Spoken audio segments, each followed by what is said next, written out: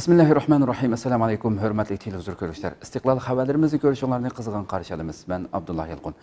Proqramımızda vətənimiz Şərq Türkistan və dünyada olub atqan gün tərtibdəki xəbərlərini huzuruna sunuşdurışımız qanamızda diqqətinizlər ekranımızda olsun.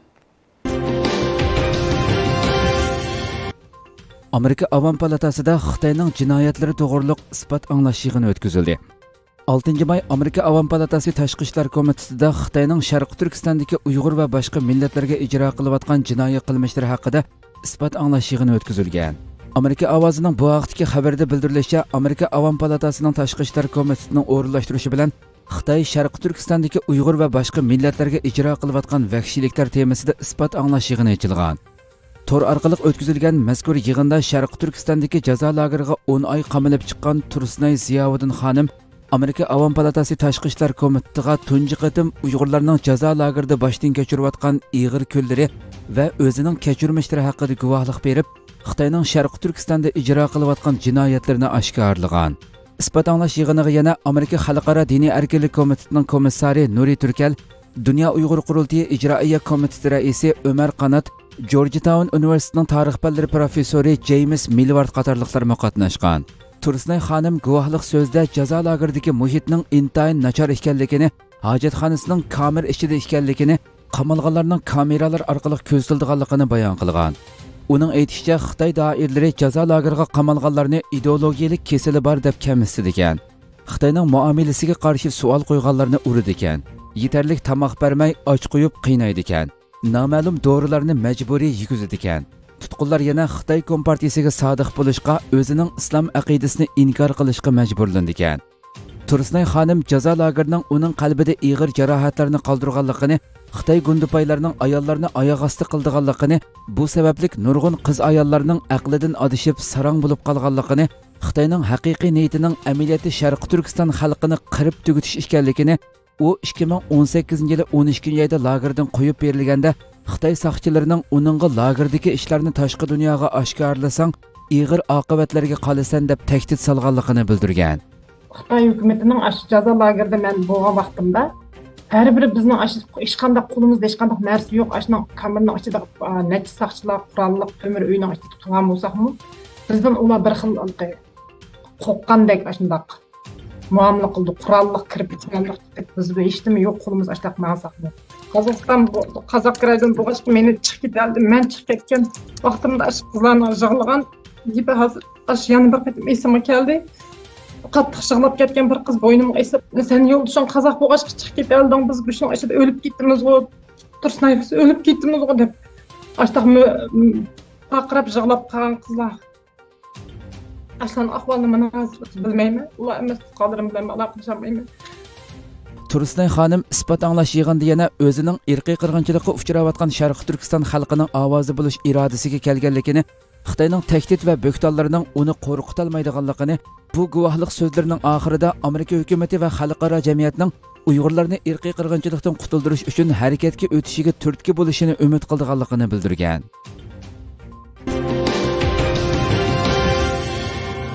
Sharq Turkistonda Xitoy Kompartiyasi tarixini o'rganish maktablarga kirgizilmoqda.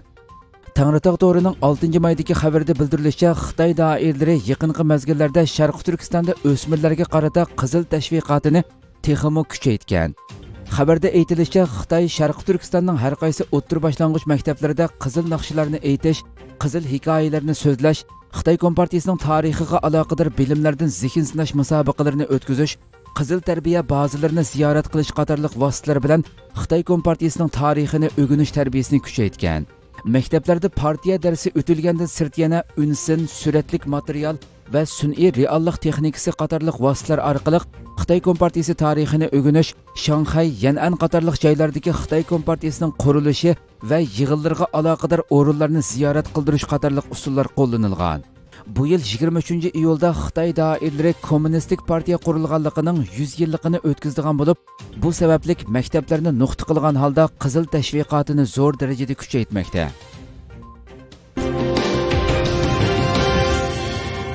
Kelar hafta BDT'da Sharq Turkistondagi kishilik huquq masalasi bo'yicha muhokama yig'ini o'tkazilmoqchi.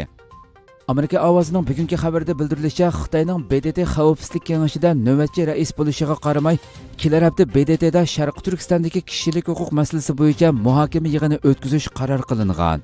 Xabarda qayd qilinishicha, Xitoy xavfsizlik kengashining bu oylik raisligini ustiga olgan bo'lsa-mu, Germaniya, Amerika, Angliya, Avstraliya, Kanada qatorliq davlatlar kelar hafta Sharq Turkistondagi kishilik huquq masalasida muhokama yig'ini ochib, Birlashgan Davlatlar Tashkilotining a'zo davlatlarining va xalqaro jamiyatning Sharq Turkistondagi kishilik huquq masalasini qo'llashi haqida muhokama yig'ini o'tkazishni qaror qilgan. Ma'lum bo'lishicha, mazkur to'r muhokama yig'ini 12 may o'tkazildi ekan.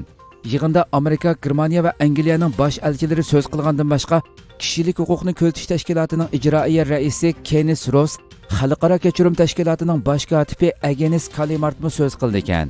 Reuters agentligining xabar qilishicha, Xitoy buningga norozilik bildirib, BDTga a'zo davlatlarni mazkur yig'inga qatnashmaslikka chaqirgan. Xitoyning bu vaqtdagi uqtirishida Amerika qatorliq davlatlarning bu harakatining siyosiy maqsadda o'tirg'i qo'yilganligi, asli maqsadining Xitoyning taraqqiy qilishini cheklash ekanligi.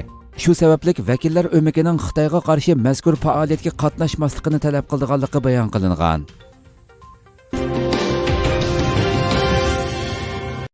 Turkiyada Xitoy virusi bilan yuqumlangan Uyg'urlar qanchalik? Xitoyning Wuhan shahridan boshlanib, butun dunyoga vabo bo'lib tarqalayotgan Xitoy virusi Uyg'urlar eng ko'p o'ltiraqlashgan Turkiyada mo shiddat bilan tarqalishi orqasida Turkiyadagi Uyg'urlar ichida yuqumlanuvchilarning soni 3000 ga yetgan. Xalqaro Sharq Turkiston tashkilotlar birligi raisi Hidoyatullo O'g'izxonning Uyg'urlar yashayotgan rayonlardagi doktorxonalar va aloqador shaxslardan egilishicha, Turkiyada yashayotgan Uyg'urlar orasida Xitoy virusi bilan yuqumlanuvchilarning soni 3000 ga yaqinlashgan. Turkiyada Xitoy virusi tarqalishga boshlagandan beri virus sababli qazo qilganlar hozirga qadar 25 dan oshgan. Hidoyatullo O'g'izxonning ma'lumot berishicha, qazo qilganlarning ko'pinchisi Istanbul, Başak shahar, Zeytinburnu va Küçükçekmece'dagi Safaköy qatorliq rayonlarda yashaydigan Uyg'urlar ekan. Navbatda mazkur rayonlarda Uyg'urlar ichida Xitoy virusi bilan yuqumlanuvchilar tez sur'atda ko'paygan. Bildirilishicha, Uyg'urlar orasida virusning tez tarqalishidagi asosli sabab Uyg'urlarning virusga qarshi cheklash tadbirlariga amal qilmaganligi bo'lib, virus ko'plab tarqalayotgan mezgillardami bir qism Uyg'urlar o'zaro berish kelishni, hatto to'y-to'kun, nazir-chiroq va mehmondorchiliklarni davomlashtirgan. Uyg'urlar ichidagi tibbiy mutaxassislar Uyg'urlarning Xitoy virusiga qarshi sezgirligini oshirib, boshqalar bilan orliq saqlash, maska taqash, tozalikqa ahamiyat berish qatorliq masalalarda diqqat qilish kerakligini, odatlanib kelgan ijtimoiy aloqa faoliyatlarini vaqtincha to'xtatishi kerakligini bildirishmoqda.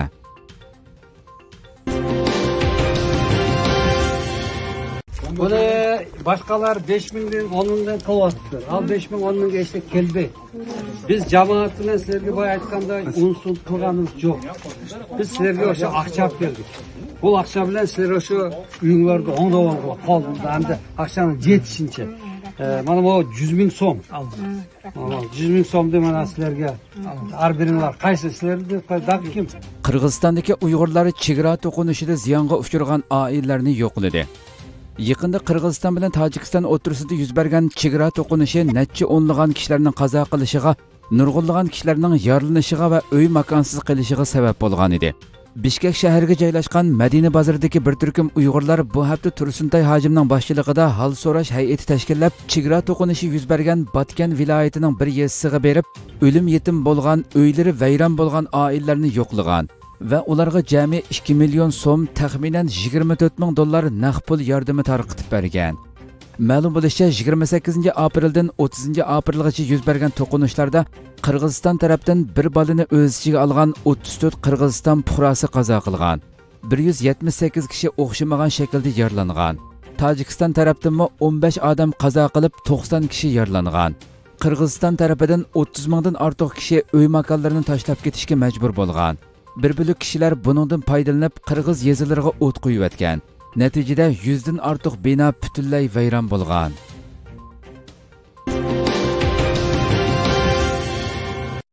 Isroiliya soqchilari Aqsa masjidida namoz o'qiyotgan falastinliklarga hujum qildi.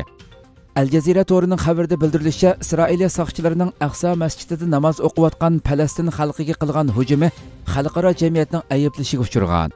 Ma'lum bo'lishicha, 7 may Isroiliya soqchilari tuyuqsiz bostirib kelib, Aqsa masjidining atrofini qurshib olgan va masjid ichidagilarni chiqarib etishga uringan.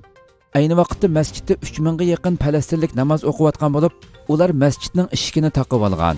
İsrailiya saqchilari bo'lsa masjidning o'g'isini egilab titratgich bomba va rezinga o'qlar bilan ularga hujum qilgan. Natijada 200 dan ortiq falastinlik yaralangan. Amerika Tashqi ishlar ministrligi bayonotchisi Ned Price bu haqda bayonot e'lon qilib, barg'ansiri kuchayotgan zo'ravonlikning oxirlashishi uchun har ikki tarafni so'g'uqqan bo'lishga chaqirgan. Undan boshqa Turkiya, Liviya, Iordaniya qatorliq ko'plagan davlatlar Isroiliya tarafining masjidda yana kelib Ramazon oyida sodir qilgan bu qilmishini qattiq ayblagan. Ko'kay jamiyati hech yaqinlashganda zo'r miqdorda naqd pul yordami tarqatdi. Muhojiratdagi Sharq Turkiston xalqi uchun aktiv xizmat qilayotgan Ko'kay insoniy yordam jamiyati ro'ziyat yaqinlashayotgan bir paytda zo'r miqdordagi yordam puli tarqatdi. Ko'kay jamiyati 4-maydan 6-maygacha yordamga ehtiyojli 650 oilaga 1000 liradan jami 650 ming lira naqd pul tarqatib berdi. Bularning ko'p qismi banka hisoboti orqali tarqatilgan bo'lib, bir qism oilalarning qo'liga bevosita yetkazilgan. Ko'kay jamiyati qurilgandan beri Turkiyadagi va xalqarodagi insoniy yordam jamiyatlari bilan hamkorlashib, ijtimoiy yordam xizmatini aktiv davomlashtirmoqda. Ramazon oyi kirishi bilan erishilgan yordamlar texmo ko'paygan bo'lib, Ko'kay jamiyati bu oy ichida ko'p qitim yordam tarqatgan. Turkiyada bir kun ichida Xitoy virusi bilan yuqumlanuvchilar 20 mingga tushdi. 7-may Turkiya Cumhuriyeti Səhiyyə ministri Fahrettin Koca bir kun ichida Xitoy virusi bilan yuqumlanuvchilarning 20107 ga tushganligini e'lon qildi. Ministrning ma'lumotiga asoslanganda Turkiyada Xitoy virusi bilan yuqumlandi deb gumon qilingan 251 ming kishi tekshirilishi orqali yangidan 20107 kishining yuqumlanganligi aniqlangan. Navbatda 2210 kishi doktorxonada bo'lib, bir kun ichida yana 278 kishi qazo qilib, 35529 kishining salomatligi asliga kelgan. Turkiyada Xitoy virusi tarqalishga boshlagandan beri salomatligi asliga kelganlar jami 4.662 mingga, qazo qilganlar 42465 ga, kesili og'ir bemorlar 3260 ga yetgan. Hurmatli televizor ko'ruvchilar, shuna qilib bugungi xabarimiz mush yerda oxirlashdi. İnşallah ayetki xabarimizni ko'rishgacha sizlarni Janobiy Alloh topshiramiz. Shunday program oxirida ekran orqasidagi barliq xizmatdoshlarimga ko'pdan ko'p rahmat aytaman. Assalomu alaykum va rahmatulloh.